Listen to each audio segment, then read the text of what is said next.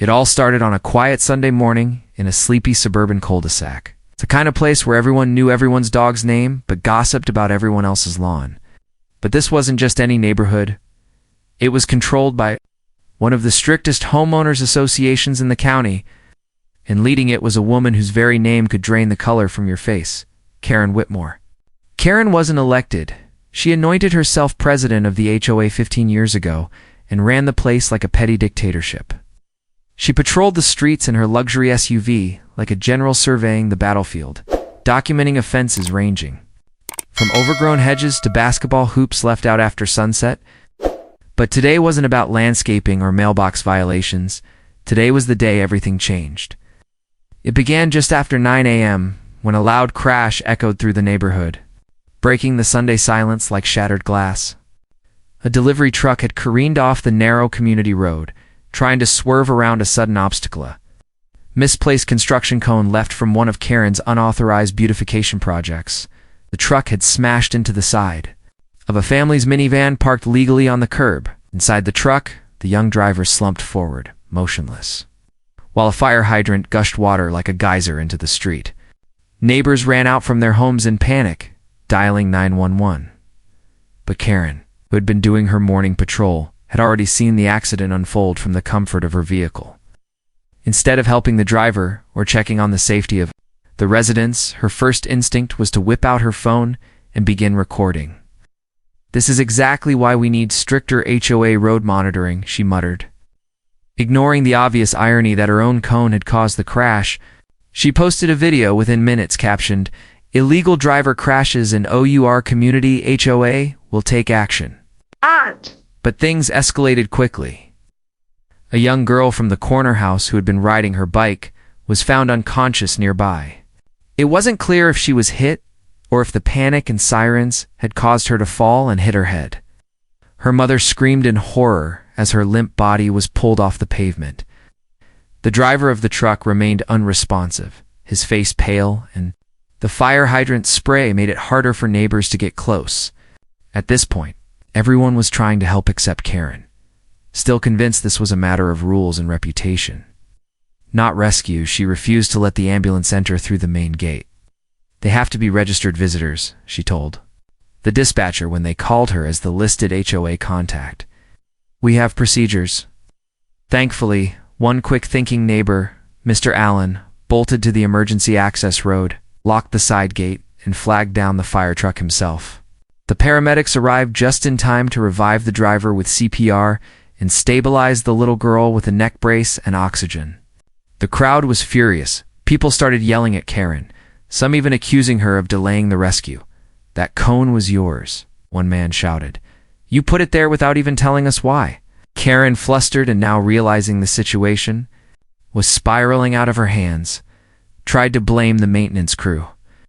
But the truth was, there hadn't been an HOA meeting in months. She had unilaterally decided to start repaving the cul-de-sac for aesthetic purposes, without permits, without traffic management, and without telling residents.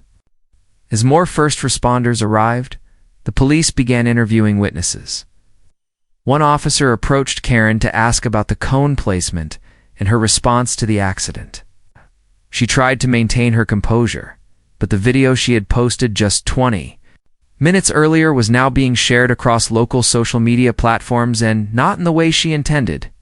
Her smug narration and lack of concern for the injured had enraged viewers. "This is going viral," someone whispered as their phone buzzed. Meanwhile, inside the ambulance, the truck driver, a 22-year-old named Brandon, was finally regaining consciousness. He explained that he had tried to brake, but the cone appeared to suddenly around a blind curve. "I didn't even see the girl," he murmured, tears in his eyes. "Please tell me she's okay." The EMT assured him she was stable and being taken to the children's hospital for evaluation.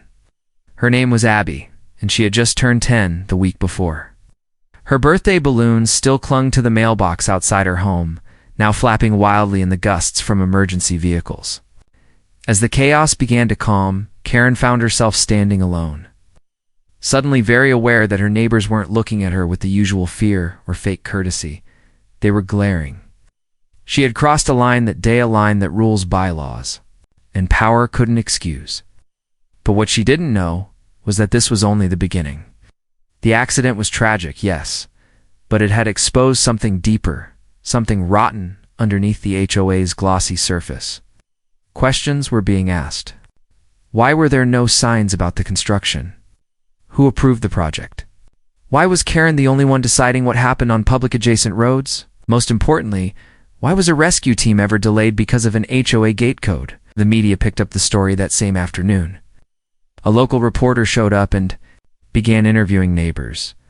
One brave teenager showed the reporter Karen's video, adding, "She didn't help, she just filmed." The video was aired that night on the 6 p.m. news with a chilling voiceover.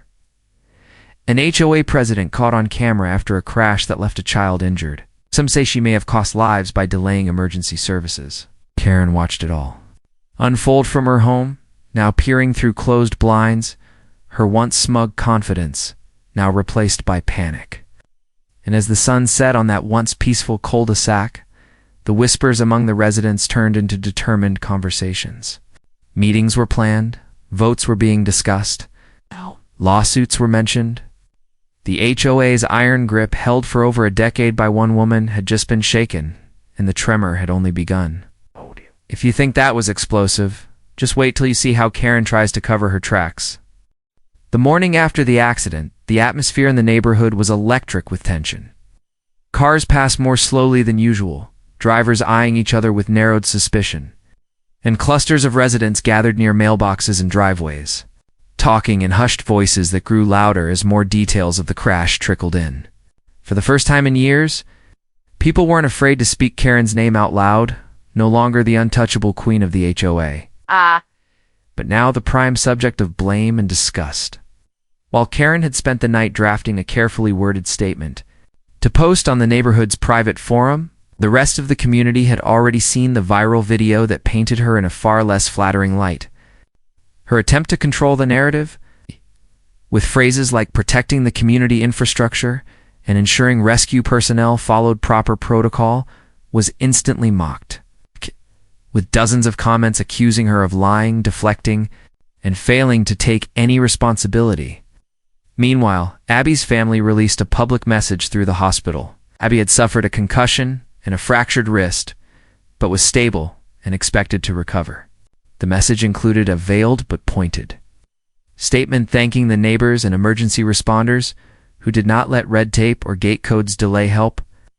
Karen read it on her phone while pacing her living room, her face pale, fingers trembling as she realized she was rapidly losing control. She had been so used to compliance people nodding, pretending to agree, fearing retaliation through fines or write-ups, that she hadn't considered what would happen if they turned on her. She decided she needed allies, so she began texting the other HOA board members, most of whom were little more than figureheads under her dominance. But to her shock, no one replied. One board member, Melissa, finally sent back a message that said, "I'm sorry, Karen, but we're calling an emergency meeting. Without you?" Karen's mouth fell open. She felt a surge of panic like never before. She stormed into her office, pulled out the HOA handbook she'd rewritten herself 3 years ago, flipped through the pages looking for bylaws to cite, rules to weaponize. But she couldn't find a single clause that gave her the authority to block an emergency meeting. And when she checked the neighborhood forum again, she saw that Melissa had already posted an invitation for all residents to attend a town hall at the community center the following night. No gate codes, no restrictions, no silencing. It said. As the hours passed, Karen's mind spiraled deeper into paranoia. She began documenting everything: emails, texts, call logs, thinking she might need to build a legal defense. She even considered calling the HOA's lawyer. But she realized the legal fees would have to come out of the association's shared budget. And if the board turned against her, she wouldn't be allowed to use those funds. Desperate for control, she resorted to surveillance. Karen pulled up the feed from the HOA's street cameras, hoping to catch someone breaking rules, anything to shift attention away from herself. But all she saw were neighbors helping each other, some placing balloons, and signs near Abby's house, others organizing food deliveries for her family, and the injured truck driver who was still recovering. Even worse, she noticed several residents openly gathering signatures on a petition. Zooming in on the camera feed, she saw the headline, "Remove Karen Whitmore as HOA President immediately." The sight made her stomach twist. At the same time, the police investigation was ramping up. Officers had collected statements and reviewed the neighborhood surveillance footage, including the cone placement and Karen's own video. A detective named Harris stopped by Karen's home that afternoon with a calm but firm expression. "We're not charging anyone at this point," he told her, "but the cone placement was unofficial and unpermitted, and we've received complaints about interference with emergency response. We'll be filing a full report." Karen tried to argue that the cone was for public safety, part of a beautification effort, but Harris raised an eyebrow. "Without any permits or notice? Without HOA board approval? We'll let the city review that." After he left, Karen sat down, the room spinning, sweat prickling her neck. For the first time in years, she felt powerless. Meanwhile, the town hall meeting was the talk of the neighborhood. Normally, community events were sparsely attended, but this one had residents setting up chairs an hour early. Even teenagers showed up, phones out, ready to record. Melissa opened the meeting with a calm voice, but a firm stance. "We need to talk about what happened," she said. "Not just the accident, but the culture of fear, control, and disregard for real safety that has grown under Karen's leadership." Applause erupted. Person after person stood up and told their stories, how they were fined for having garden gnomes, how their children were yelled at for chalk drawings, how emergency contractors were turned away during storm damage repairs. And then came the parents of Abby. The mother stood at the front of the room, holding back tears as she described the moment she found her daughter lying on the street. "If help had been delayed by even a few more minutes," she said, her voice cracking, "Abby might not have made it." Her words silenced the room. Even the air felt heavier. Karen, who had shown up late and sat at the back, wearing sunglasses and a scarf, sank lower in her chair. No one acknowledged her presence. It was like she didn't exist anymore. Then, as the meeting reached its peak, Melissa made the announcement, "We're holding a vote. We want the community to decide if Karen should remain HOA President." Ballots were handed out. The vote was private, but the tension wasn't. People filed their slips into a sealed box with solemn expressions. By the end of the evening, the results were clear: 108-7. Karen was removed. Her position revoked. Her keys and access codes deactivated. It was a stunning fall from power. As the crowd dispersed into the cool night, a sense of relief hung in the air. Conversations were lighter, smiles returned. Even the street seemed quieter, but Karen wasn't finished. That night, she drove out of the neighborhood and went to stay at her sister's home in another town. Convinced that she had been wronged, betrayed by the very people she had protected for over a decade, she vowed she would fight back, and as she stared at the dark highway ahead, her mind began to churn with ideas: legal action, media interviews, anything to claw her way back into relevance. But what she didn't realize was that the real story was already out there. The internet had done what the HOA never could. It had removed her grip on the truth. Now newscasters debated her actions. Legal analysts discussed liability. And advocacy groups used her case as an example of HOA overreach gone too far. Karen had not only lost her power, she had become the symbol of its abuse. And as her former neighbors repaired their community, lifting each other up after the trauma, they knew one thing for sure: the road to healing had finally begun. But Karen's storm was not over. What she would do next might be even more dangerous than her rule itself. The question was no longer whether Karen would strike back, it was when and how. Because people like her didn't fade quietly into the background. They waited, watched, and planned. And somewhere out there, Karen was already writing her next move. Karen hadn't slept properly in days. She sat on the edge of her sister's guest bed, laptop open, a notepad covered in furious scribbles beside her, and stacks of manila folders spread across the carpeted floor. Her mind churned in a loop of blame and revenge. The humiliation of being ousted from her position, of watching her reputation crumble on neighborhood forums and local news segments burned like acid under her skin. Karen had spent over a decade crafting her authority, enforcing rules, organizing events, controlling communication, presenting herself as the only one capable of maintaining order in the community. Now, to be cast aside, painted as a villain, and left voiceless, felt like an unbearable betrayal. But Karen wasn't the type to disappear quietly. She had connections, people in real estate, law enforcement, even a few former city officials who owed her favors. She started making calls, carefully framing the narrative as a wrongful removal, an HOA mutiny fueled by emotional overreaction and social media mob mentality. Some contacts listened politely, others brushed her off. But one response gave her exactly the spark she needed. An attorney named Thomas Gilman, local HOA law specialist with a reputation for taking on controversial cases, agreed to meet with her.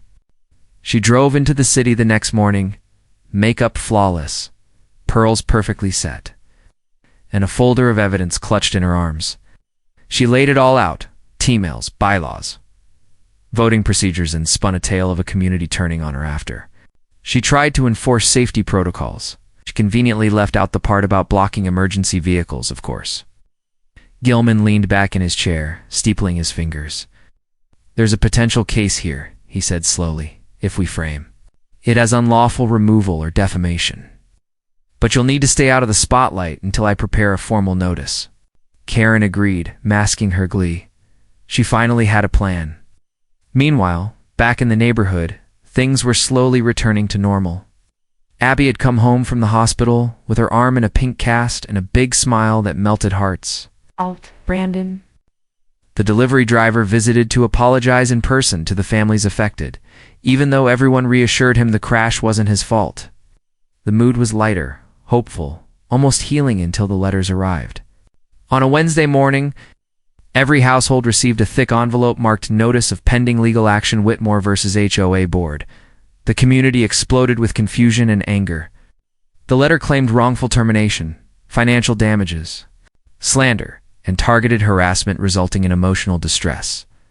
Melissa called an emergency board meeting that night. "She's suing us," she said, disbelief etched in every word. "She's actually suing the board and, by extension, the entire HOA budget." The panic was immediate. Legal fees, insurance hikes, reputational damage, all loomed like a cloud over the neighborhood. But the residents, still raw from the accident and Karen's behavior, refused to be bullied again. They formed a legal defense committee and began fundraising for counsel, using everything from bake sales to online donations. Meanwhile, Karen, emboldened by her attorney's confidence and her own simmering resentment, began secretly returning to the neighborhood. At first, she only parked at the edge of the development, watching from afar. Then she started walking through during early mornings, taking photos, noting things she claimed were violations: garbage bins left out past collection, child's inflatable pool in a front yard, someone repainting a fence without HOA approval. She wasn't on the board anymore, but she acted like she still had authority.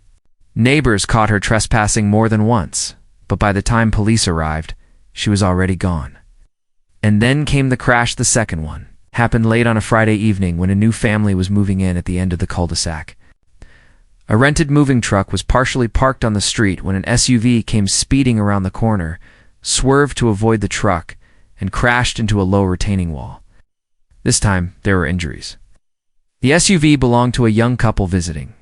Their parents, the driver, a woman in her 20s, sustained a broken collarbone and a concussion. Her passenger had minor injuries.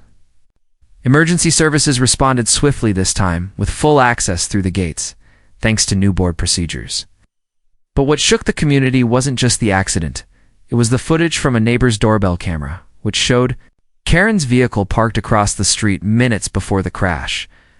She had been standing nearby, taking pictures, then quickly got into her car and drove off, just as the SUV appeared. Rumors exploded. Had she deliberately created another dangerous setup? Was she trying to manipulate events to prove the board was incompetent without her? The footage wasn't conclusive, but the timing was too eerie to ignore. The police were called again. Detective Harris returned, more serious than before. He questioned Karen at her sister's home, and while she denied any involvement, she grew defensive and angry. "I have every right to walk my old neighborhood," she snapped. "They stole my position. I'm just documenting what's become of the place without me." But Harris wasn't buying it. He advised her that if she was caught trespassing again, charges could be filed. Karen responded by doubling down. She launched a blog titled HOA Truth Unveiled, where she posted articles accusing the board of corruption, laziness, and putting lives at risk. She published grainy photos of alleged violations and wrote dramatic essays claiming she was being persecuted. But it didn't go the way she hoped. While a few distant readers found the posts entertaining, her own neighbors saw it as further proof she was spiraling. They started ignoring her provocations, blocking her number, deleting her emails, and rallying around the board with renewed determination. But Karen wasn't done. She filed a formal request with the city to audit the HOA's finances, alleging misappropriation. When the audit revealed no irregularities, she accused the city of being in on it. Her tone grew more erratic. Her blog posts became rambling, filled with conspiracy theories about HOA conspiracies and sabotage. Even her lawyer began distancing himself, suggesting mediation instead of litigation, but Karen refused. She was no longer looking for justice. She was chasing revenge. One night, she returned to the neighborhood in disguised baseball cap, large sunglasses, hoodie zipped to her neck. She parked near the playground and walked through the common area, snapping photos of overgrown shrubs and unauthorized community garden beds. But someone saw her Abby's father. He recognized her gait and called out her name. Karen panicked, ran back to her car, and sped off, but not before another neighbor caught the whole thing on camera. The footage was uploaded to the HOA's official site the next morning with the caption, "Karen returns again, caught trespassing in disguise." The post went viral within the neighborhood. That weekend, the board held a vote to request a permanent restraining order against Karen Whitmore. Nearly every resident signed in support. But even as the legal paperwork was filed, a storm was brewing. Karen was about to make one last desperate move, and this time, it wouldn't just involve blog posts or lawsuits. It would involve someone she shouldn't have trusted. And when that plan fell apart, it would lead to something far worse than anything the neighborhood had seen so far. The restraining order request was a move Karen hadn't expected, not because she believed she didn't deserve it, but because it signaled that her neighbors were no longer afraid. That realization stung more than anything else. For years, her authority had been sustained by silent compliance, by the whispered fear of fines, retaliation, or public embarrassment. Now, the same people who used to greet her with forced smiles were signing legal documents to keep her away. Karen sat alone in her car, parked 3 blocks from the neighborhood she once ruled, staring at the dim streetlights that flickered along the cul-de-sac's edge. Her blog had lost its momentum. The lawyer had formally withdrawn from her case, citing irreconcilable differences after Karen refused to follow even the most basic legal advice. And the restraining order hearing was scheduled for the following week. She knew the evidence was stacked against her: videos, witness statements, social media posts. And still, she couldn't let go. That place, those homes, that power, they had become her identity. Stripped of it all, she felt like nothing. Then, on a stormy Thursday night, she made the worst decision of her life. Desperate for someone to validate her version of reality, Karen contacted an old acquaintance named Vincent Kernza, private investigator she'd worked with years ago during a neighborhood dispute. Vincent wasn't licensed anymore. His methods were shady at best, dangerous at worst, but Karen didn't care. She needed someone who could gather dirt on the board members, find skeletons in closets, create leverage. They met in a dingy diner off the highway. Vincent wore a leather jacket that smelled like cigarettes and old coffee. His eyes were sharp but cold. "You want information?" he said bluntly, flipping through her notes. "Blackmail stuff?" Karen hesitated, then nodded. "I want to prove they're unfit, that I was right. They set me up." Vincent smirked. "This is going to cost you." Karen handed him a thick envelope of cash, the last of her personal savings, and instructed him to focus on Melissa, the new board president. She was sure Melissa was hiding something. She had always seemed too polished, too perfect. Everyone has something to hide, Karen whispered. Over the next few days, Vincent began tailing Melissa, combing through public records, social media, even trash if necessary. He reported back with minor details, nothing damning. Melissa worked as a speech therapist at an elementary school, volunteered at a local animal shelter, and attended yoga on Wednesdays. But to Karen, any detail could be twisted. Keep digging, she insisted. While Vincent prowled the shadows, Karen started building anonymous email accounts to distribute her findings. She drafted mock newsletters disguised as concerned neighbor bulletins, warning about HOA mismanagement, citing vague insider sources. But she didn't stop there. In a moment of twisted inspiration, she crafted a fake incident report claiming Melissa had failed to report a gas leak near the playground, a complete fabrication, and sent it anonymously to the local paper. She thought it would spark an investigation. Instead, it sparked chaos. A reporter called the HOA board for comment, and Melissa, blindsided and furious, brought the full matter to the police. Within days, a cybercrimes unit traced the email back to Karen's burner account. The restraining order process accelerated. Detectives now had justification to charge her with impersonation and false reporting. Karen was served papers at her sister's house. Her face turned white as she read the charges. But even then, she didn't stop. She returned to Vincent, now even more obsessed with proving she had been framed. "There's something deeper," she insisted. "They're hiding something. Find it." Vincent, who was beginning to realize how unstable Karen truly was, took the money, but started questioning whether he should continue. Still, his greed kept him involved until he crossed a line himself. One night, he followed Melissa after her yoga class and tried to confront her in the parking lot, claiming to be a journalist. She immediately called 911. Police arrived within minutes. Vincent was arrested for stalking and impersonating the press. During questioning, he gave up everything: Karen's name, their meetings, the money. That confession hit the community like a thunderclap. Karen had not only trespassed and fabricated stories, but she had hired someone to follow and intimidate a resident. That was the final straw. The neighborhood filed an emergency petition to have her permanently barred from the community under city ordinance. Karen, already overwhelmed by legal fees, media attention, and mounting charges, began to unravel completely. Her blog shut down. Her phone was disconnected. Her sister finally asked her to move out.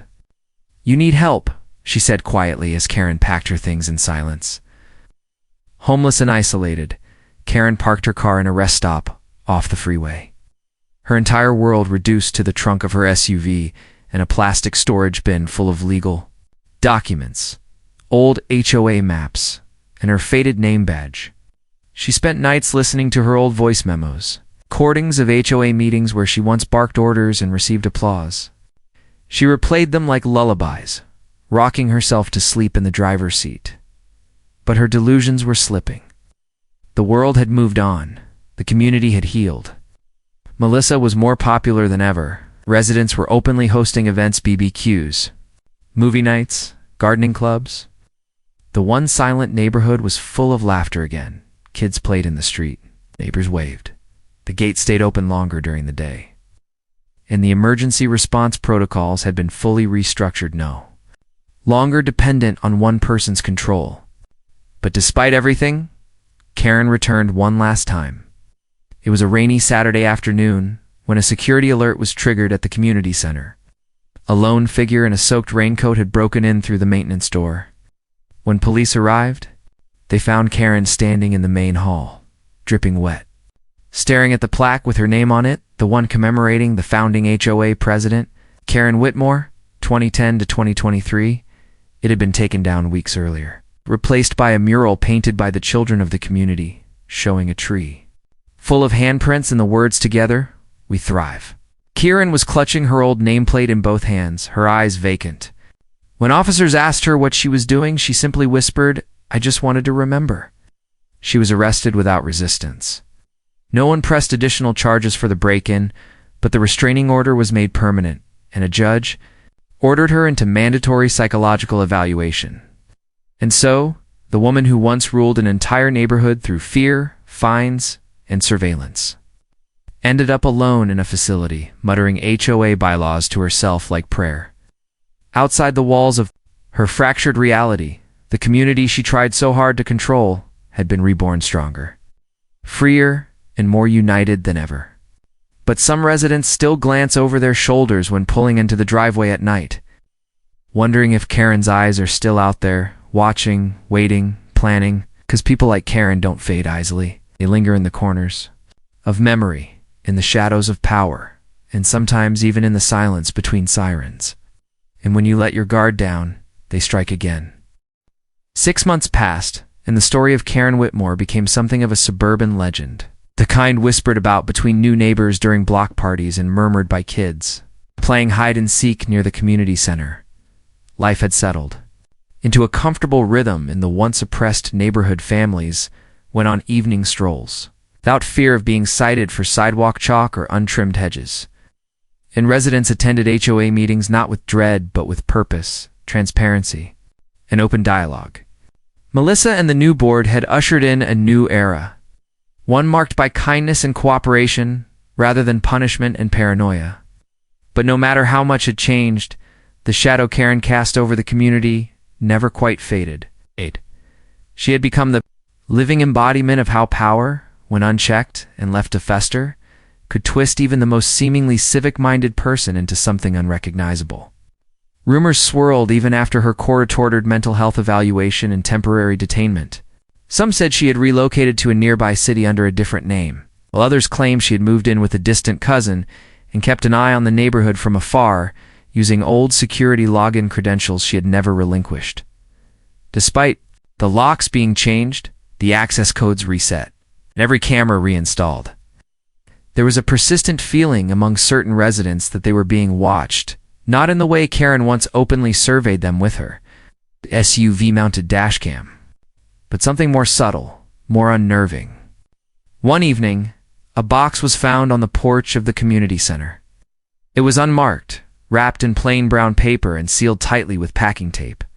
Inside, staff discovered dozens of neatly organized HOA violation slips dated, signed, and citing infractions ranging from bicycle left unattended for more than 5 minutes to decorative wind chime, causing excessive noise. Every single one had been addressed to families that had either testified against Karen or signed the petition to remove her. Though there was no note or return address, the handwriting on each citation was unmistakably hers. The police were notified again, and though there was no direct evidence placing her at the scene, a quiet unease rippled through the community.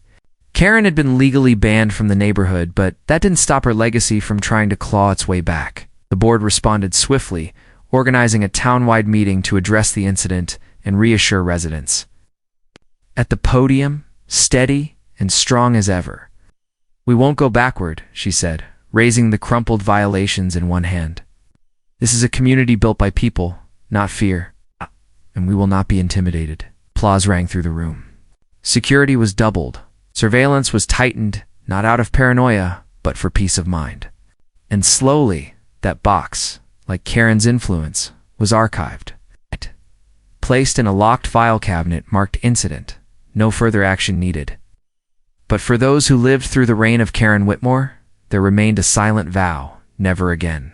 Still, as months turned into a year, strange incidents continued to occur.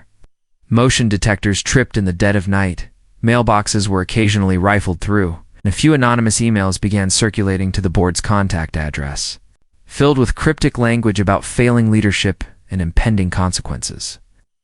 While nothing criminal could be proven, and authorities couldn't formally link any of it to Karen, the style was unmistakably hearse-passive, phrasing obscure references to bylaws, and always signed with the initials KW. Whether she was truly behind it or someone else had adopted her persona, the effect was the same. A ghost had been left behind, one that haunted the very fabric of the neighborhood's daily life. Some suggested it was time to move on, to let the past rest. But others believed that forgetting would only invite a return of the darkness that once loomed over every decision, every gathering, every minor infraction. So, they told the story again, and again at new resident orientations, community events, and casual gatherings. It became a cautionary tale, a warning passed down like folklore. Beware the one who demands power without oversight, who hides control behind the mask of order, who weaponizes structure to feed their ego. Karen Whitmore had not only shaken a community, she had redefined it. She had taught them the price of silence, the danger of looking the other way, and the strength found in collective resistance. Though the roads she once patrolled now bustled, with life and laughter, every corner held a memory. Every street sign once inspected for regulation bore invisible scars. And even now, as holiday lights went up without fear of petty citations, and families played music on porches past dusk, without whispered complaints, every now and then a child would ask, "Is she gone for good?" No one could answer with full certainty, because somewhere out there, Karen Whitmore was still watching, or perhaps simply waiting. And if she ever returned, if her type ever tried to take control again, this time the community would be ready. If you found this story gripping and you believe in standing up against injustice and unchecked power, make sure to subscribe to the Sham Stories YouTube channel for more real-life drama. It's unforgettable characters, and stories that prove truth is often stranger than fiction. You don't want to miss what we're exposing next. Hit that subscribe button now.